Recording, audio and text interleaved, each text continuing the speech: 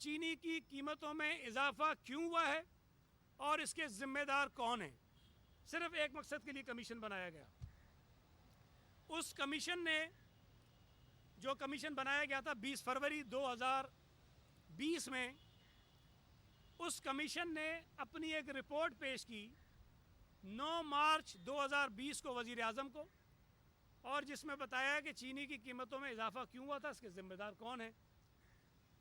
ہونا تو یہ چاہیے تھا کہ اس رپورٹ کی بنیاد پر کارروائی شروع ہو جاتی، لیکن چونکہ اس میں ان کے اپنے جن کو میں بین الاقوامی جگادری کہتا ہوں، جو پی ٹی آئی کے اندر بیٹھے ہوئے ہیں، جو بہت بڑے فنکار ہیں، جو پی ٹی آئی کی اے ٹی ایمز ہیں، عمران خان کی اے ٹی ایمز ہیں، جو پیسے کماتے ہیں، لوگوں کی جیبوں سے پیسے لوٹتے ہیں اور پی ٹی آئی کے اوپر اور وزیر اعظم کے اوپر خرچ کرتے ہیں، وہ لوگ سارے اس کے اندر ملوث تھے.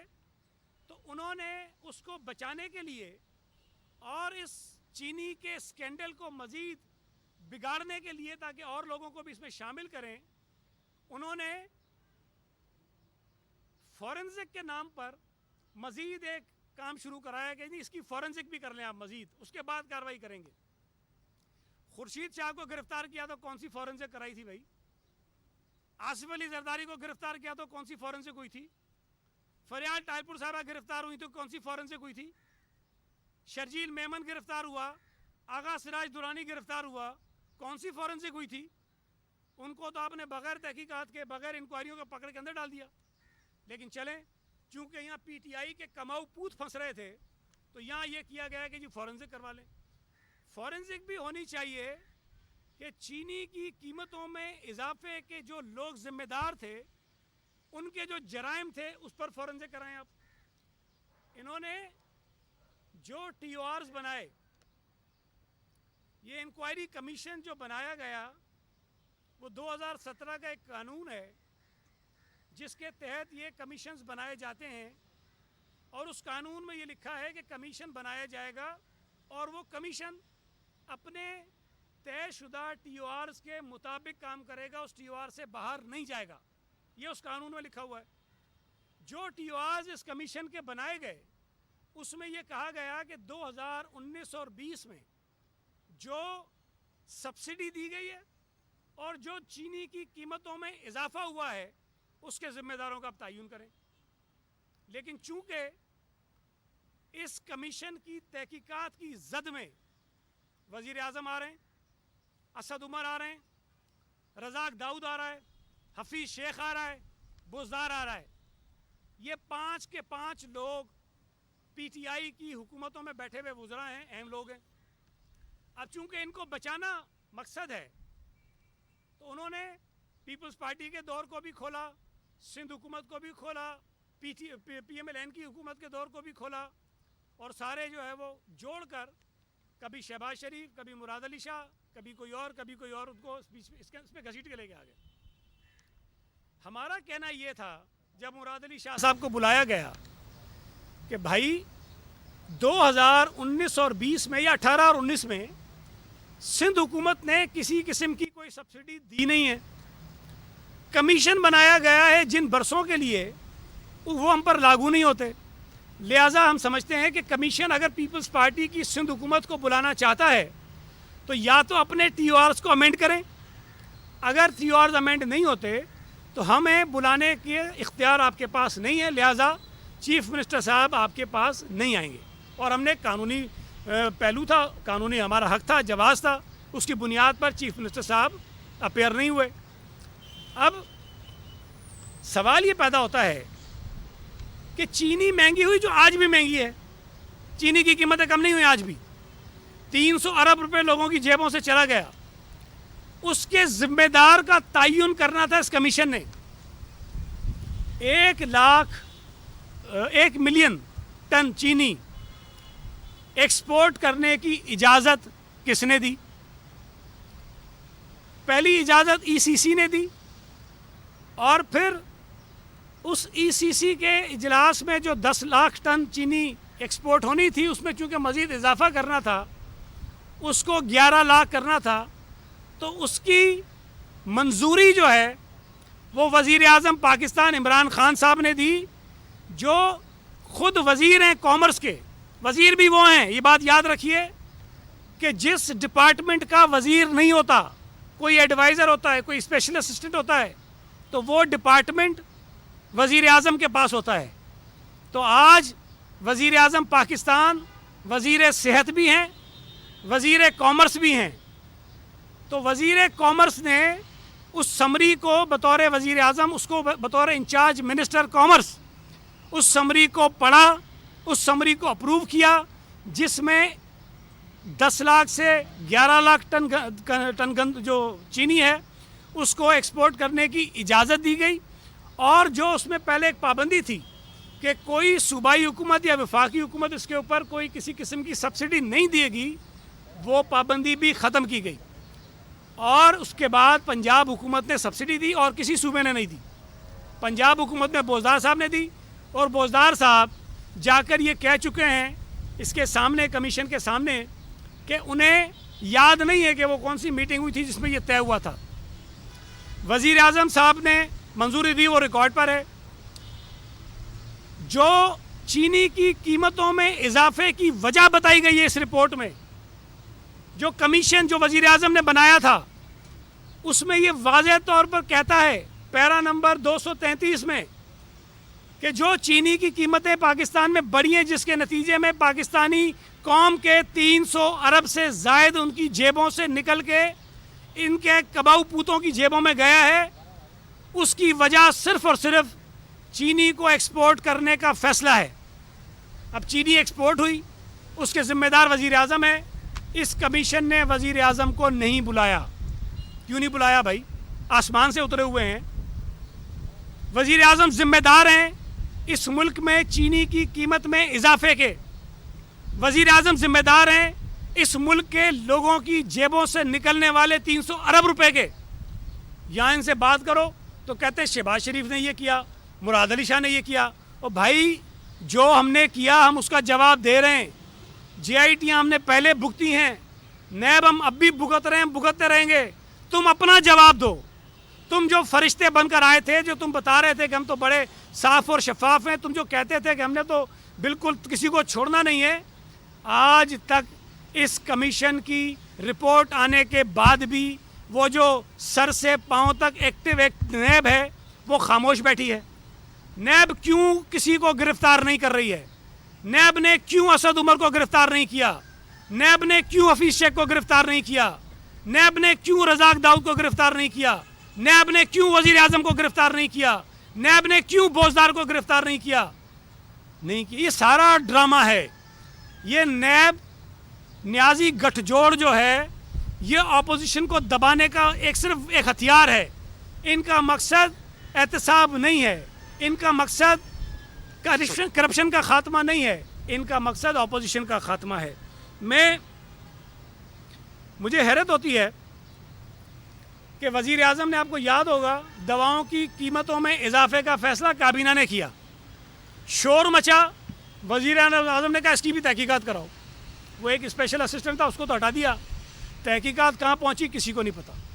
خود کابینہ کو صدارت کرتے ہیں, خود فیصلہ کرتے ہیں, پھر لوگ جب شور مچاتے ہیں پھر کہتے ہیں جی یہ کیسے ہو گیا, اس کی تحقیقات کرو. گیس کی قیمتوں میں 2 مرتبہ اضافہ کابینہ نے کیا. وزیر اعظم نے کابینہ کی صدارت کی. اس کے بعد جب پتہ چلا گیس کی قیمتیں بڑھ گئیں, کہتے ہیں تحقیقات کرو کیسے ہو گئی. پھر تحقیقات ہوئی, کچھ نہیں پتہ کیا ہوا. بھارت سے دوائی جہاں جو ابھی آنی تھی بند تھی, سارا کچھ تجارت کاروبار بند تھا.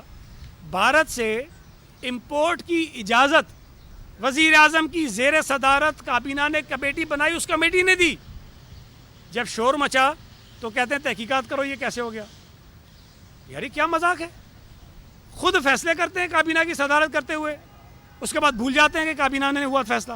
مجھے سمجھ نہیں آتی کہ کابینہ میں وزیر اعظم جب بیٹھے ہوتے ہیں وہ ان پیپرز کو پڑھتے بھی ہیں کہ نہیں پڑھتے ہیں, کوئی نے پڑھ کے سمجھاتا بھی ہے کہ نہیں سمجھاتا ہے. چینی کی ایکسپورٹ کی اجازت خود دی, چینی کی قیمتوں میں اضافے کا سبب خود بنے, اس کے اوپر تحقیقات بھی خود کروائی, رپورٹ بھی آ گئی, ذمہ دار بھی خود ہیں, پھر کوئی نہیں پوچھ رہا ہے ان سے. میں ایک بات اور بتانا چاہتا ہوں ان لوگوں کو جنہوں نے 2-3 اور ایمنسٹی اسکیمز کے نتیجے میں سہولتیں لینا شروع کر دی ہیں. جو اس وزیر اعظم کا ٹریک ریکارڈ میں آپ کو بتا رہا ہوں, خود فیصلے کرتے ہیں, خود مکر جاتے ہیں, खुद तहकीकात करवाते हैं, खुद ही फिर जो है वो रिपोर्टें बना के कमीशन बना देते हैं। तो जो ये कंस्ट्रक्शन को रिलीफ मिला हुआ है, मैं यकीन से कह रहा हूँ आपको, ये वज़ीर आज़म खुद इस पर कमीशन बनाएगा। और जिन लोगों ने इससे फ़ायदा उठाया है, जो इनके अपने जुगादरी हैं, जो कंस्ट्रक्शन के काम में हैं, जो रियल एस्टेट का काम करते हैं, वो तो बच जाएंगे, बाकी सारे धर लिए जाएंगे और ये इंक्वायरी इसकी फिर होगी। तो ये वज़ीर आज़म साहब जो करते हैं उनको पता नहीं चलता मैं क्या कर रहा हूँ। इनके काबीना में, इनकी पार्टी में जो बैनुल अक़वामी जुगादरी बैठे हैं, जो लोग पीटीआई को फाइनेंस करते हैं, जो पीटीआई के ऊपर पैसे खर्च करते हैं, वो इस किस्म के फ़ैसले कराते हैं, उससे फ़ायदा उठाते हैं, खुद साइड पे हो जाते हैं और बाकियों के लिए मुसीबत बन जाती है। और अल्टीमेटली जो नुकसान होता है वो पाकिस्तान की कौम का होता है। उनकी जेब से सैकड़ों, हज़ारों, अरब रुपए निकलकर इनके एटीएम्स की जेबों में चले जाते हैं। मैं मुतालबा करता हूँ कि अगर नैब ने अपनी गैर जानिबदारी साबित करनी है तो पीटीआई के उन तमाम वज़ीरों को, उन तमाम लोगों को फ़ौरन गिरफ़्तार करो जिनकी वजह से 300 अरब से ज़ायद रुपए पाकिस्तानी कौम की जेबों से निकलकर पीटीआई की एटीएम्स की जेब में गए और उन एटीएम्स के ज़रिए पीटीआई के ऊपर खर्च हुए हैं। मैं एक और बड़ा इशू है इम्पोर्टेंट, हमारे ओवरसीज़ पाकिस्तानी जो बहुत बड़ी तादाद में दुनिया के मुख्तलिफ ममालिक में मौजूद हैं, इस हुकूमत की पॉलिसीज़ की वजह से जिस तरह से वो बेचारे उन मुल्कों में ज़लील और रुस्वा हो रहे हैं उसकी मिसाल नहीं मिलती है। पीटीआई अगर फॉरेन एक्सचेंज की ज़रूरत हो तो आप मिन्नतें करते हो अपने ओवरसीज़ पाकिस्तानीज़ को कि खुदा के लिए आप जो है यहाँ पैसे भेजें। अगर आपको चंदा चाहिए हो तो आप इनसे मुतालबा करते हो ओवरसीज़ पाकिस्तानी से कि हमें चंदा दें आप, ताकि अपनी मईशत को ठीक करें और अपने जो अल्ले तल्ले के ख़र्चे हम पूरे करें और उससे फिर लूटमार मचाएं। जो फॉरेन फंडिंग का केस भी इनका चल रहा है, उन्हीं से पैसे मांगते हो। आज वो दुनिया के मुख्तलिफ मुल्कों में ज़लील और रुस्वा हो रहे हैं, बेचारे परेशान हैं, बच्चों समेत। इस हुकूमत को कोई एहसास नहीं है सवाए ड्रामेबाजियाँ करने के। जो लोग आए हैं उनसे 3-3 गुना किराए ज़्यादा लिए गए, पीआईए ने ज़्यादा किराए लिए उनसे, और भेड़ बकरियों की तरह उनको जहाज़ों में भरकर लेकर आए हैं। कोई जो SOPs हैं उसको फॉलो नहीं किया गया है, आपने वो वीडियोस भी देखी हैं। 3-3 गुना किराए ज़्यादा लेते हैं और उसके बाद उनको जिस तरह जहाज़ों में बिठा कर लाते हैं, वो बिल्कुल सारी दुनिया देखती है कि वो कोरोना के फैलाव का सबब बन रहे हैं। बेचारा किसी मुल्क से पाकिस्तानी जहाज़ में ठीक बैठता है, यहाँ उतरता है तो कोरोना का मरीज़ होकर निकलता है। ये पीआईए और इस हुकूमत की नालायकी और नाअहली है। यहाँ रोज़ाना आपके पास वीडियोज़ आती होंगी दुनिया में पाकिस्तान की एम्बेसीज़ के बाहर जिस अंदाज में वो पाकिस्तानी बेचारे दरबदर हो रहे हैं। कई दिनों से वो एम्बेसियों के बाहर सड़कों और फुटपाथों पर पड़े हुए हैं। इस हुकूमत को कोई उनका एहसास नहीं है। ये मैं मुतालबा करता हूँ कि उनके मसलों को हल किया जाए और पीआईए उनसे किराए कम ले। ये कहना कि जी जहाज़ खाली जाता है, ख़र्चा होता है, और भाई इन पाकिस्तानियों ने जो दूसरे मुल्कों में कमा रहे हैं, पाकिस्तान की इकनॉमी को चलाया है हमेशा। उनके लिए अगर पीआईए कुछ खर्च कर देगा तो एहसान नहीं करेगा उनके ऊपर। आज वो मुश्किल में हैं, आज उनको ज़रूरत है मदद की। और दूसरी बात यह है कि जो पेट्रोल की कीमतें कम हुई हैं, पीआईए को कोई ख़र्चा नहीं हो रहा, कोई इसके ऊपर बोझ नहीं पड़ रहा। उनकी टिकटों की कीमतें कम होनी चाहिए। पीआईए ने अपनी टिकट से सस्ते नहीं किए और महंगे कर दिए हैं, तो इसका कोई जवाज़ नहीं है। उनसे जो है वो वापस सस्ते टिकट दिए जाएँ उनको और उनको फ़ौरी तौर पर बुलाया जाए। ये जो मैंने उस दिन भी बात की पीआईए के हादसे की, देखिए आज भी पीआईए में, ये रिकॉर्ड की बात बता रहा हूँ, उसके पेपर मौजूद हैं। कानून के मुताबिक, रूल्स के मुताबिक, दुनिया के जो रूल्स हैं, जो कैप्टन हैं, जो पायलट्स होते हैं, वो 12 घंटे की फ़्लाइट कर सकते हैं मुसलसल, 12 घंटे, उससे ज़्यादा वो फ्लाई नहीं कर सकते। 4 घंटे इजाफी उनको दिए जा सकते हैं अगर कोई सूरत हाल ऐसी हो जिसमें ये ज़रूरी हो जाए। ये एक्सेप्शंस हैं, ये नहीं कि 16 घंटे, 12 घंटे है, 4 घंटे इजाफी ये रूल्स हैं, उसके मुताबिक उनको दिए जा सकते हैं। और खुदा न खास्ता बहुत एमरजेंसी हो, कोई बहुत ही ज़रूरी हो जाए, تو یہاں پر سول ایویشن ان کو 1 گھنٹے کا ویور دے سکتی ہے. یہ کیس ٹو کیس ہوتا ہے. کیس ٹو کیس ہوتا ہے. اگر کہیں ایسی صورتحال ہو تو وہ 17 گھنٹے ہو جاتے ہیں, بس اس کے علاوہ کچھ نہیں ہو سکتا. اس پی آئی اے کی موجودہ انتظامیہ نے سول ایویشن سے 4 گھنٹے کا بلینکٹ ویور لیا ہوا ہے. بلینکٹ ویور جو بین الاقوامی فضائی اصول جو ہیں, سول ایویشن کے جو رولز ہیں, اس کی وائلیشن ہے. اگر 16 گھنٹے ایک اور اگر پائلٹ 4 ہوں تو یہ 18 گھنٹے ہوتے ہیں. اور 1 گھنٹہ وہ جو ویور آپ دے سکتے ہیں کیس ٹو کیس, 4 گھنٹے انہوں نے اور دے لیے ہیں. یہ 22-23 گھنٹے کی فلائٹ آپ کپتانوں سے کراؤ گے. اس کی وجہ سے جو سیفٹی میجرز ہیں, جو حفاظتی اقدامات ہیں پی آئی اے میں, وہ کمپرومائز ہو رہے ہیں. کوئی آواز نہیں اٹھا سکتا, اس لیے کہ جو آواز اٹھائے گا اس کو ملازمت سے نکال دیا جائے گا. کرونا آنے کے بعد یہ ایس او پیز ہر جگہ کے ہیں. ہم کہتے ہیں 50 سال سے بڑی عمر کا آدمی مسجد میں نماز پڑھنے نہ جائے. ہم کہتے ہیں 50 سے 55 سال کی زائد عمر کا آدمی مارکیٹ میں نہ جائے, شاپنگ مال میں نہ جائے, ٹرانسپورٹ میں نہ سفر کرے. ہم یہ کہتے ہیں نا, اس لیے کہتے ہیں کہ ان لوگوں کو زیادہ چانسز ہوتے ہیں کہ وہ کرونا کا شکار ہو سکتے ہیں. ہماری پی آئی اے کی موجودہ انتظامیہ, انہوں نے جو کانٹریکٹ پہ پائلٹس رکھے ہوئے, جو ریٹائرڈ پائلٹس ہیں جن کی عمریں 60 سال سے زیادہ ہیں, چونکہ وہ بیچارے کانٹریکٹ پر ہیں, ان کو بھیجا جاتا ہے کہ کرونا کے حالات میں جا کر یہ ساری فلائٹ یہاں چلاؤ. جو اسپیشل فلائٹ چل رہی ہیں اس میں میجورٹی جو ہے ان ریٹائرڈ 60 سال سے زائد عمر کے کانٹریکٹ والے پائلٹس کی ہے جن کو بھیجا جاتا ہے. مطلب دنیا بھر کے ساری جو وائلیشن ہے وہ یہ پی آئی اے کی انتظامیہ کر رہی ہے.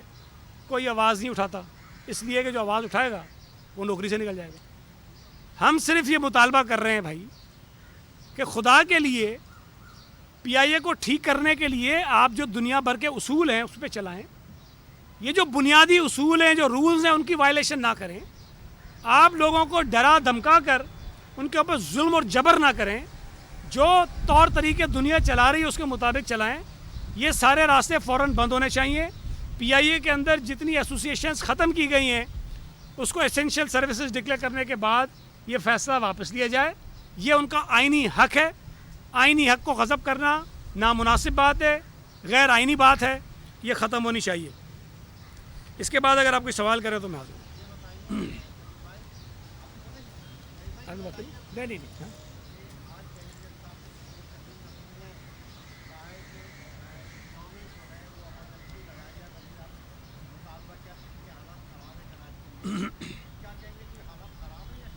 دیکھیں, اس وقت پاکستان کی معیشت کی جو حالت ہے, جو ماہرین کہہ رہے ہیں, وہ پاکستان کی 70 سالہ تاریخ کی بدترین معاشی حالات کا ہم سامنا کر رہے ہیں. اور یہ کرونا کی وجہ سے نہیں ہے. کرونا تو ابھی مارچ میں, فروری میں آیا نا. اس سے پہلے اگر آپ ان کی معیشت کے حالات کو اٹھا کے دیکھیں تب بھی انہوں نے برباد کر کے رکھ دی معیشت. انہوں نے فگر فجنگ کی. اپنی جی ڈی پی گروتھ کے جھوٹے فگرز بتائے جو ثابت ہوئے ہیں. 1.9 تھی, انہوں نے زیادہ بتائی. جھوٹ بولا, قوم سے جھوٹ بولا, دنیا سے جھوٹ بولا, ورلڈ بینک سے جھوٹ بولا, آئی ایم ایف سے جھوٹ بولا, اپنی عوام سے جھوٹ بولا.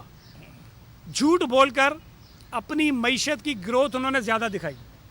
اور آج بھی جو خبریں آ رہی ہیں کہ جب آپ کے پاس اتنی اسپیس ہے کہ جو آپ کو قرضوں کی ادائیگی کرنی تھی وہ ڈیفر ہو گئی ہے, ان حالات میں یہ مزید اتنے قرضے لینے جا رہے ہیں جو پاکستان کی تاریخ میں کسی حکومت نے نہیں لیے. جو پیپلز پارٹی کی حکومت نے 5 سال میں قرضے لیے, اس نالائق نااہل سلیکٹڈ حکومت نے 1 برس میں لیے. پی ایم ایل این نے بھی ہم سے زیادہ قرضے لیے, لیکن پی ایم ایل این نے بھی جتنے 5 سال میں لیے, اس نالائق نااہل حکومت نے یہ 18-20 مہینوں میں لے لیے ہیں قرضے. جتنی بے روزگاری اس نالائق اور نااہل سلیکٹڈ حکومت کے دور میں ہوئی ہے, ہو رہی ہے, اس کی مثال کہیں نہیں ملتی ہے. جو مہنگائی इस नालायक, नायल और सिलेक्टेड हुकूमत के दौर में हुई है, उसकी मिसाल नहीं मिलती।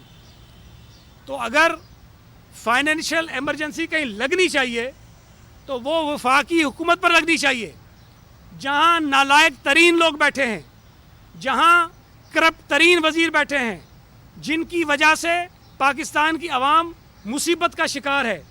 उस पर बिल्कुल फाइनेंशियल इमरजेंसी लगनी चाहिए। सिंध हुकूमत इस वक्त पाकिस्तान में तमाम हुकूमतों से बेहतर अंदाज में गवर्न कर रही है, बेहतर अंदाज में अपनी हुकूमत चला रही है, बेहतर अंदाज में अपने शहरियों की ज़िंदगियों को बचाने की कोशिश कर रही है।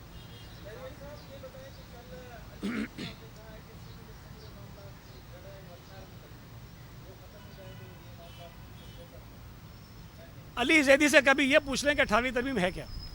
अगर आपको ये बता दें ना कि उस 18वीं तरमीम के ज़रिए आइन के कितने आर्टिकल जो हैं वो तब्दील हुए थे, तो मैं सांसें छोड़ दूंगा। ये चवल किस्म के लोग हैं सारे, इनको कुछ नहीं पता।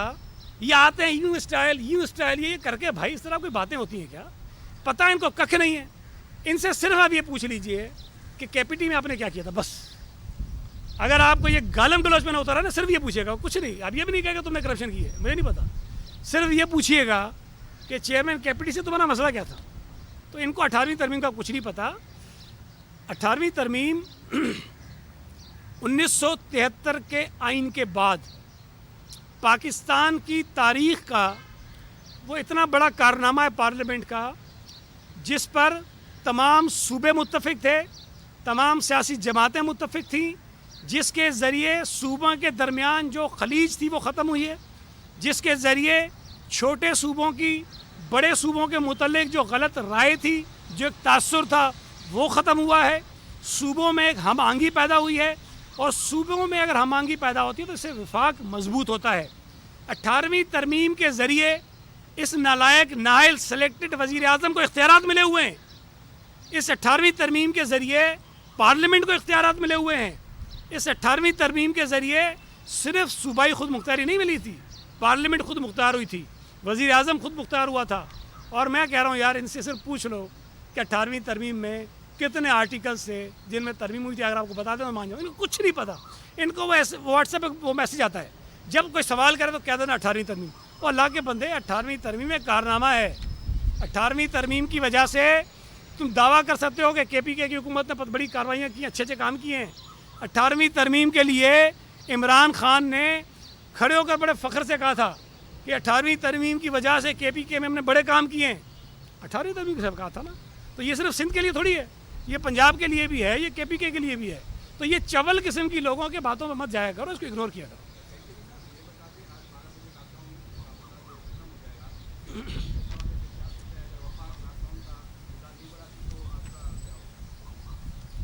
देखिए, लॉकडाउन के फैसले हर सूबाई हुकूमत ने खुद किए थे। फिर जब सुप्रीम कोर्ट ने कहा कि इसके ऊपर एक नेशनल पॉलिसी होनी चाहिए, उसके बाद NCC के प्लेटफॉर्म से ये सारी चीज़ें होती रहीं। तो लॉकडाउन सूबाई हुकूमतों के ऑर्डर्स के मुताबिक जिस तरह चल रहे हैं तो बराए नाम ही हैं, लेकिन जो चल रहे हैं वो चलते रहेंगे। NCC की जो मीटिंग हुई थी 7 मई को, उसमें ये हुआ था कि जो फैसले NCC ने 7 मई को किए हैं वो 31 मई को दोबारा हम रिव्यू करेंगे। लेकिन 31 मई से पहले ही बहुत सारी सूबाई हुकूमतों में उसमें रद्दोबदल किया, और यहाँ पर भी हुआ, कोई सुप्रीम कोर्ट के कहने पे हुआ। तो जो मीटिंग आज होनी थी, अब वो गालिबन शायद कल हो रही है, तो कल NCC की मीटिंग होगी, देखते हैं उसके अंदर क्या फ़ैसले होते हैं।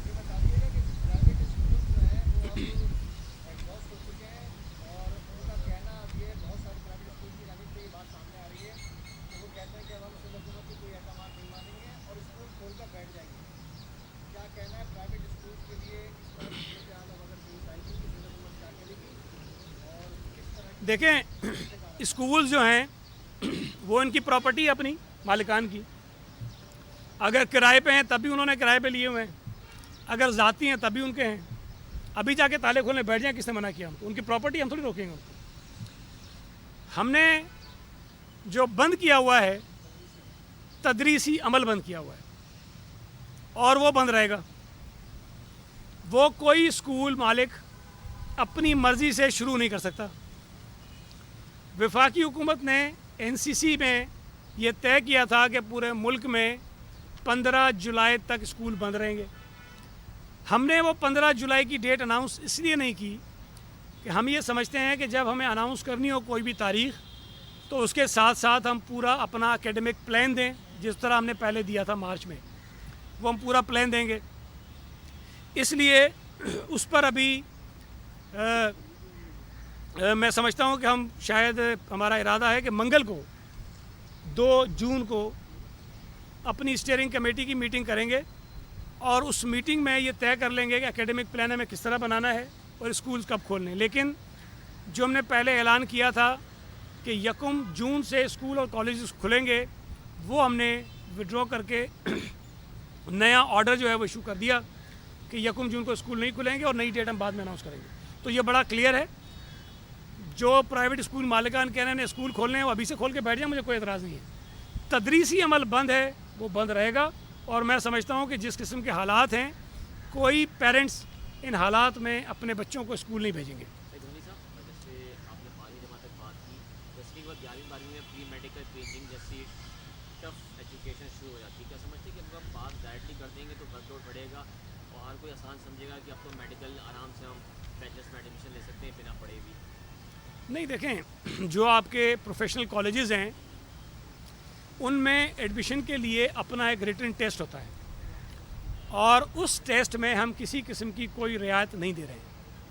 اس ٹیسٹ میں البتہ یہ ضرور ہو رہا ہے, ہم نے بات کی ہے جو ڈپارٹمنٹ ہے بورڈز اینڈ یونیورسٹیز کا, اس سے کہ ان یونیورسٹی سے یہ گزارش ضرور کی جائے کہ جو منیمم پرسنٹیج ریکوائرڈ ہوتی ہے اس ٹیسٹ میں اپیئر ہونے کے لیے, اس میں کچھ ریلیکسیشن ضرور دے دیا جائے, تاکہ جو بچے امتحان نہیں دیں گے, ممکن ہے وہ زیادہ ایکسپیکٹ کر رہے ہوں کہ ان کی پرسنٹیج بڑھے گی, تو کم از کم ان کے ساتھ زیادتی نہ ہو, وہ اس ٹیسٹ میں اپیئر ہو جائیں. لیکن اس ٹیسٹ کو پاس کرنے میں کسی قسم کی کوئی رعایت کسی طالب علم کو جو ہے وہ نہیں دی جائے گی. ٹھیک ہے جی.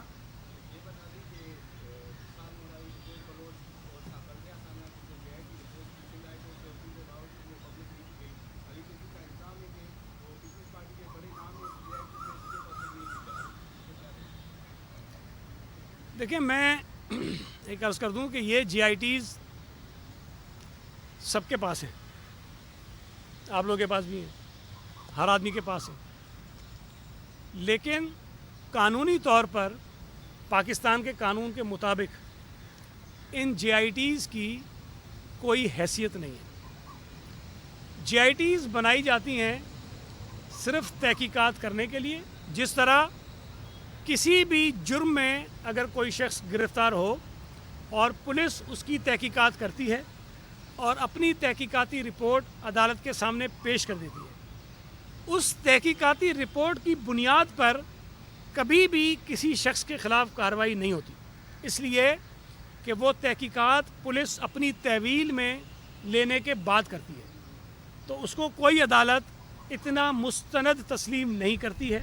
لہٰذا یہ جتنی جی آئی ٹی رپورٹس ہیں ان کی حیثیت بھی اسی ایک تحقیقاتی رپورٹ کی ہے جس طرح کوئی اور عام تحقیقاتی رپورٹ ہوتی ہے. اس کو پبلک کرنے سے ایک امکان ہوتا ہے جو میں سمجھتا ہوں شاید جو انصاف کی فراہمی ہے اس کے راستے میں حائل ہونے کے امکانات ہوتے ہیں. جس طرح آج کل میڈیا پر ان جی آئی ٹیز کو اچھالا جاتا ہے حالانکہ وہ غلط ہوتی ہیں.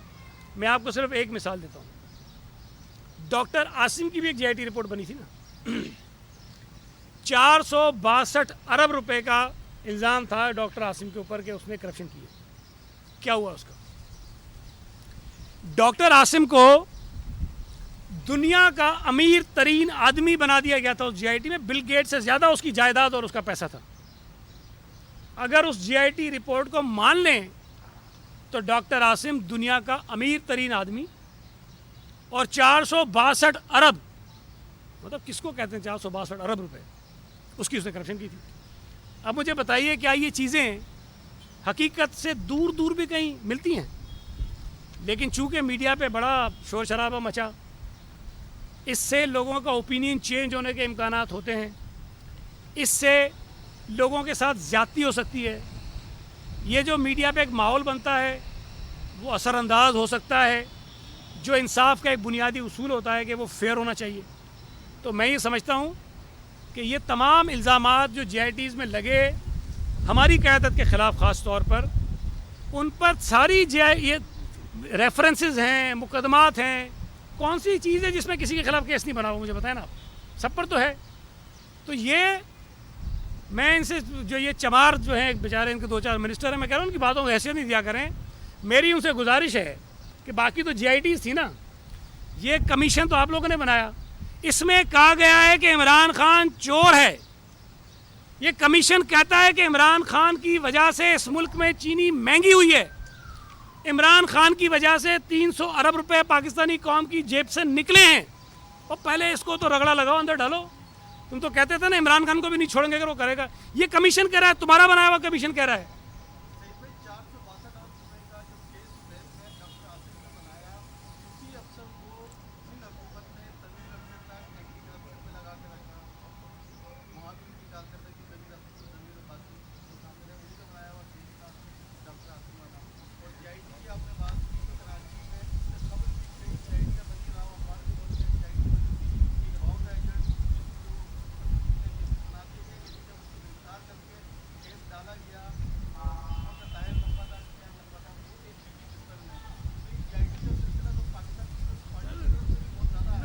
मैं आपसे अर्ज़ करूँ, देखें जो बात मैं कह रहा हूँ वही आप कह रहे हैं।